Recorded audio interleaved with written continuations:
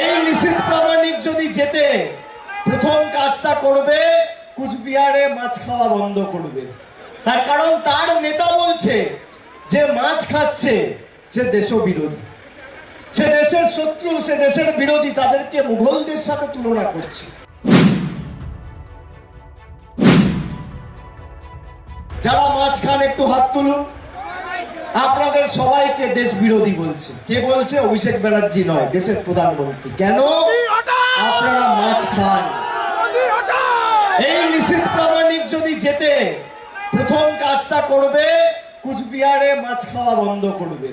তার কারণ তার নেতা বলছে যে মাছ খাচ্ছে সে দেশবিরোধী, সে দেশের শত্রু, সে দেশের বিরোধী, তাদেরকে মুঘলদের সাথে তুলনা করছে। আমি তো সকাল বিকেল মাছ খাই। আর আমাদের দুর্গাপুজো, কালী পুজো মাছ মাংস ছাড়া মায়ের ভোগ হয় না। মোদিজিকে বলবো, বাংলার কৃষ্টি, সংস্কৃতি, সভ্যতা আপনি জানেন না, যে আমাদের মনের ভাষা বোঝে না, যে আমাদের ভাষা জানে না, পড়তে পারে না, লিখতে পারে না। 5 বছর সে মন্ত্রী, সাংসদ। আপনি আমাকে দেখান 5 বছরে কুচবিহারের সার্বিক উন্নয়নের জন্য 10 পয়সা কেন্দ্র থেকে নিয়ে এসছে? আনেনি। আপনাকে বলেছিল আচ্ছা দিন আসবে, আচ্ছা দিন এসছে। কার এসছে? নিশীথ প্রামাণিকের এসছে, নরেন্দ্র মোদীর এসছে, অমিত শাহের এসছে। আপনার ভোট নিয়ে গিয়ে দিনহাটা, মাথাভাঙা, সিতাই, শীতলকুচিতে উনি আসেননি। উনি দিল্লি, গুজরাট, মধ্যপ্রদেশ, কাশ্মীর ঘুরে বেরিয়েছেন।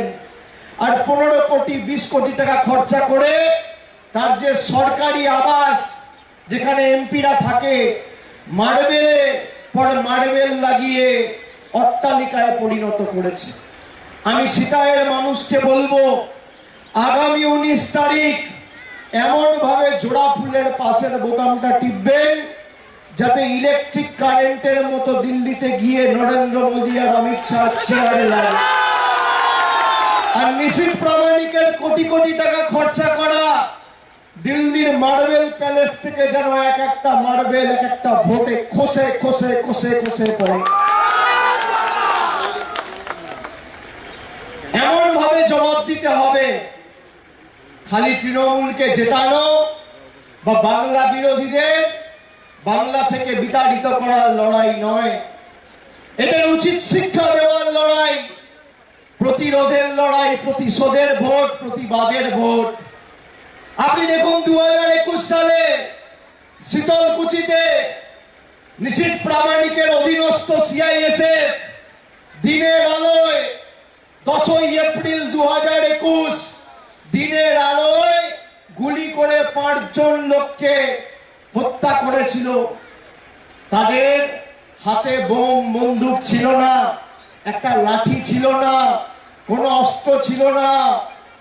তারা ভোটাধিকার প্রয়োগ করতে ভোটে পোলিং বুথে গেছিল নিজের ভোট নিজে দেবে বলে। এই শীতলকুচিতে যেমন 5 জনকে সিআইএসএফ গুলি চালিয়ে হত্যা করেছে, অন্যদিকে সীমান্তবর্তী এলাকায় সকাল বিকেল বিএসএফ এর চোখরাঙানির বিরুদ্ধে আমাদের জবাব দিতে হবে। আমি আপনাদের বলছি, তৃণমূল কংগ্রেসকে আপনারা জেতাবেন।